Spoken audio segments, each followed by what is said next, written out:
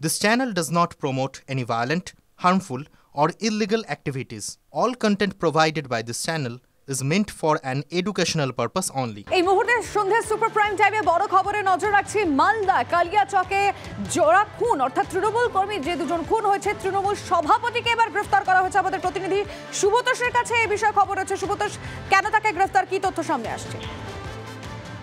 দেখো, কালিয়াচকে যে তৃণমূল কর্মী খুন হয়েছে পরপর দুজন এবং তাছাড়াও আরো 4 জন কর্মী এখনো পর্যন্ত গুরুতর আহত অবস্থায় রয়েছে এবং এই ঘটনায় এখনো পর্যন্ত পুলিশের তরফ থেকে 13 জনকে গ্রেপ্তার করা হয়েছে। তাদের মধ্যে বেশ কয়েকজন মহিলাও রয়েছে এবং আরো একজন কে গ্রেপ্তার করা হয়েছে। যাদের এই 9 জনের মধ্যে রয়েছে যার নাম উল্লেখযোগ্যভাবে শামসুল শেখ, যিনি হচ্ছেন তৃণমূলের বুথ সভাপতি। এলাকার যে তৃণমূলের বুথ সভাপতি তিনি হচ্ছেন শামসুল শেখ, তাকে পুলিশ গ্রেপ্তার করেছে এবং অভিযোগ যে তিনি এবং তার অনুগামীরা অস্ত্র নিয়ে হামলা চালায় এবং প্রথমে একরামুল শেখকে সেখানেই হামলা চালিয়ে খুন করে এবং পরবর্তীতে মৃত্যু হয়।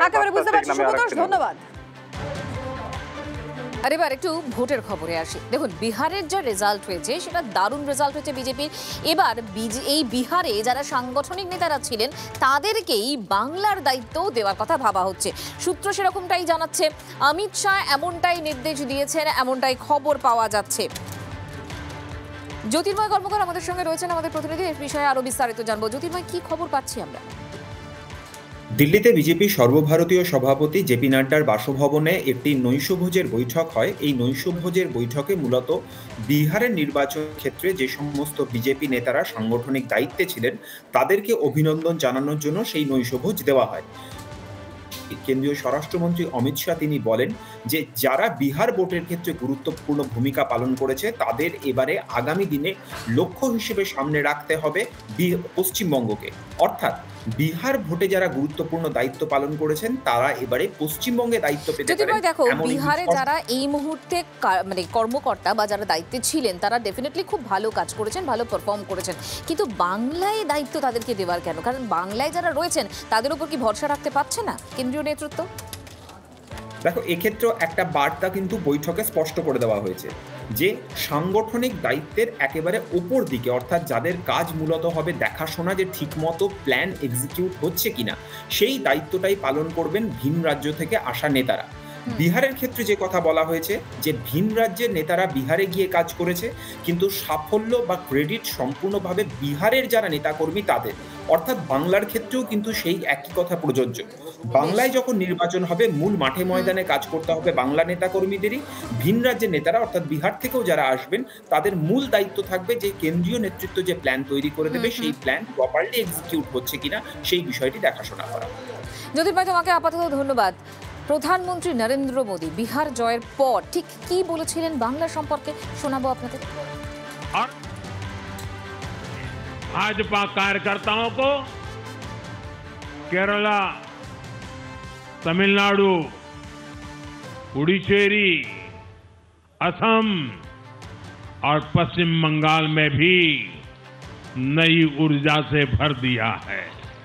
और हाँ, गंगा जी यहां बिहार से बहते हुए ही बंगाल तक पहुंचती है।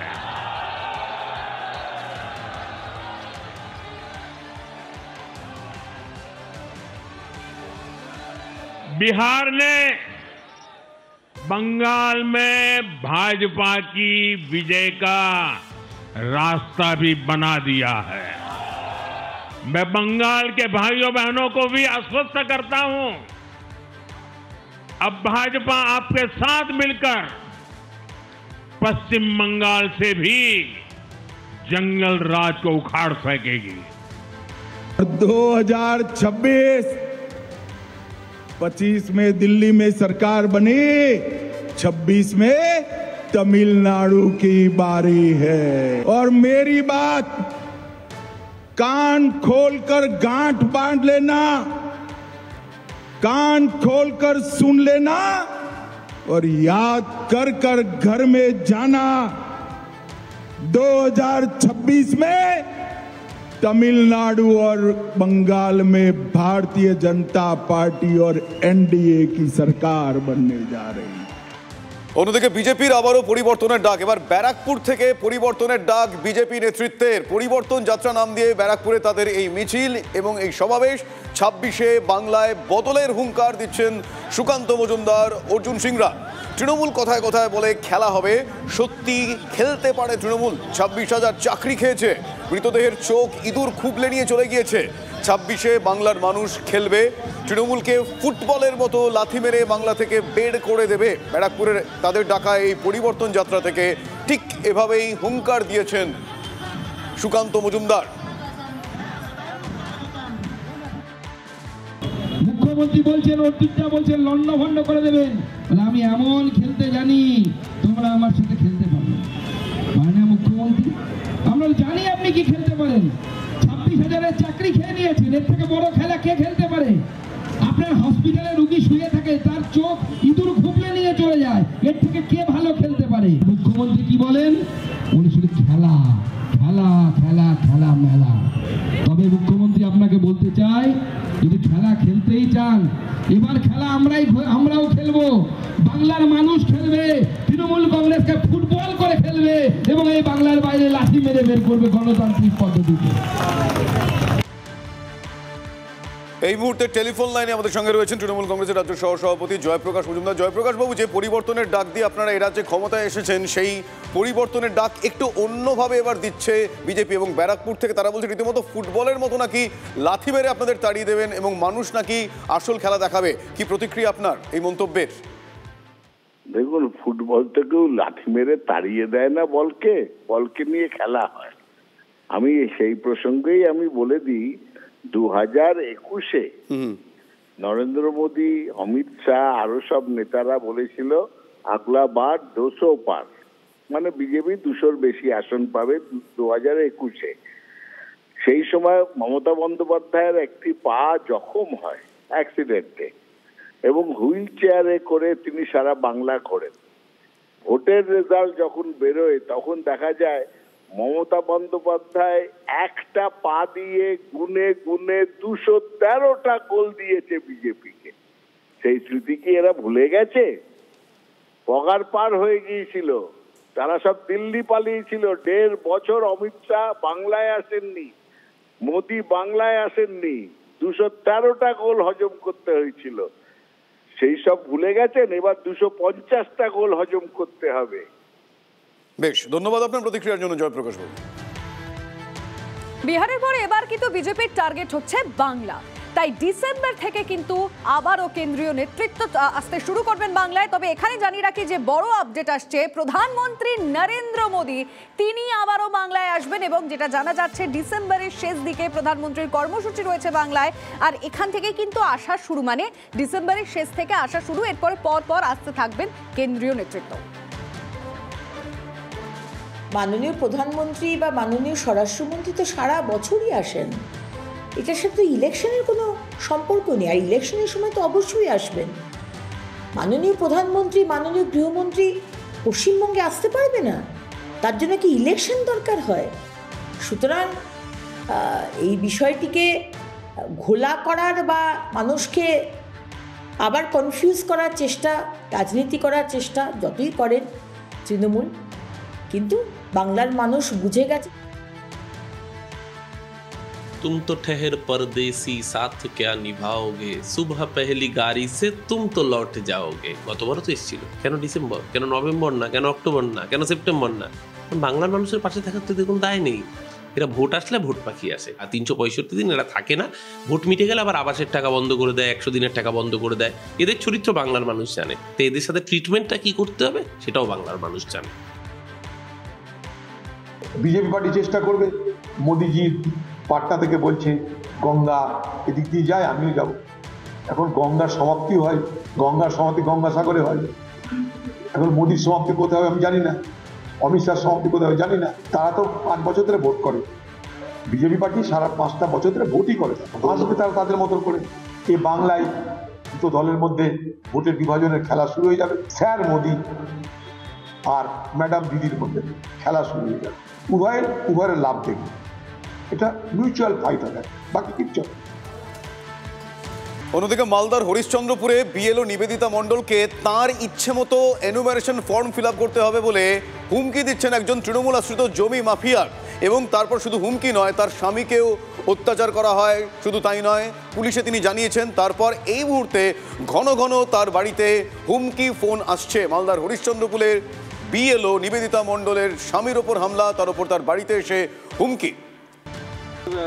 ওনার যেটা অভিযোগটা আমরা শুনেছি, আমরা আমাদের ঊর্ধ্বতন কর্তৃপক্ষকে জানাচ্ছি, যা ব্যবস্থা নেই ঊর্ধ্বতন কর্তৃপক্ষ নেবে। এটা তো আইন শৃঙ্খলা ঘটিত বিষয়। আমরা অভিযোগ পেয়েছি, সংশ্লিষ্ট কর্তৃপক্ষ যারা আছেন তারা খতিয়ে দেখে ব্যবস্থা নেবে। আমরা আমাদের ঊর্ধ্বতন কর্তৃপক্ষকে জানাচ্ছি বিষয়টা।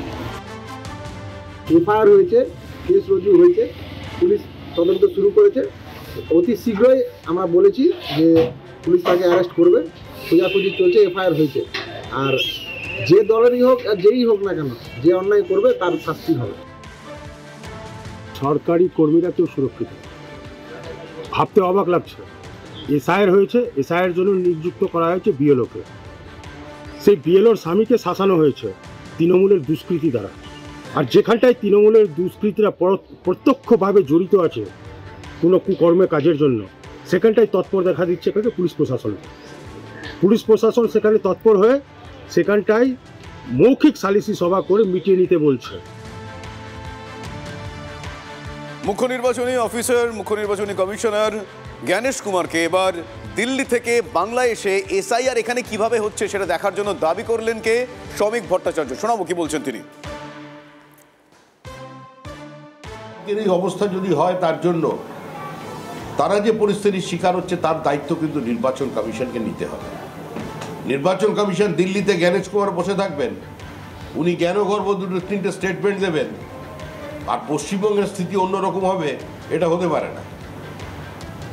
নির্বাচন কমিশনকে আসতে হবে, এখানে জ্ঞানেশ কুমারকে আসতে হবে, কি অবস্থায় বিএলওরা আছে তারা দেখতে হবে, কিভাবে প্রক্রিয়া চলছে সেটাকে বুঝতে হবে।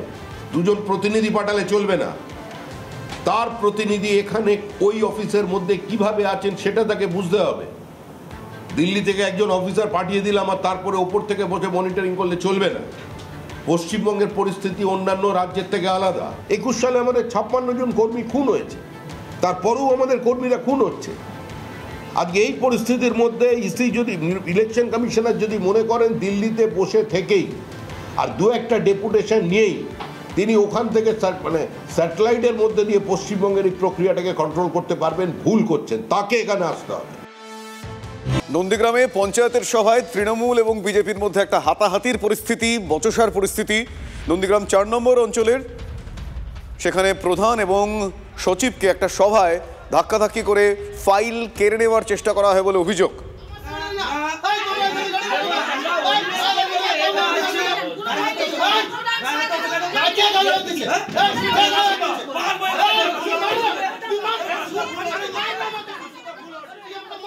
তৃণমূলের 2 সদস্যের বিরুদ্ধে এখানে অভিযোগ উঠছে। নন্দীগ্রাম থানায় 2 পক্ষেরই অভিযোগ দায়ের হয়েছে। পূর্ব নির্ধারিত যে সূচি ছিল আমাদের আজকের সাধারণ সভার, সেই সাধারণ সভা নির্দিষ্ট সময়ে আমরা শুরুও করেছি।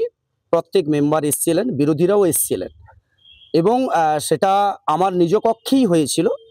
কিন্তু সাধারণ সভা প্রায় শেষের দিকে তখনই বিরোধী দলের যে শেখ মাসুদ এবং তুলিরানী দাস, এরা আমার উপরে আমাদের যে সেক্রেটারি মশাই তার ফাইলপত্র কেড়ে নেওয়া এবং অত্যাচার শুরু করে এবং একটা বাজে একটা পরিস্থিতি তৈরি করেছে।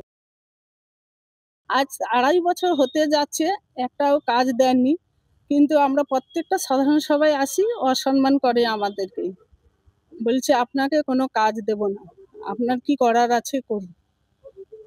অবৈধভাবে সবগুলোই কাজ করছে নিজের ইচ্ছে মতো। তারই প্রতিবাদ করতে যেতেই আমাদের হেনস্থা করছে।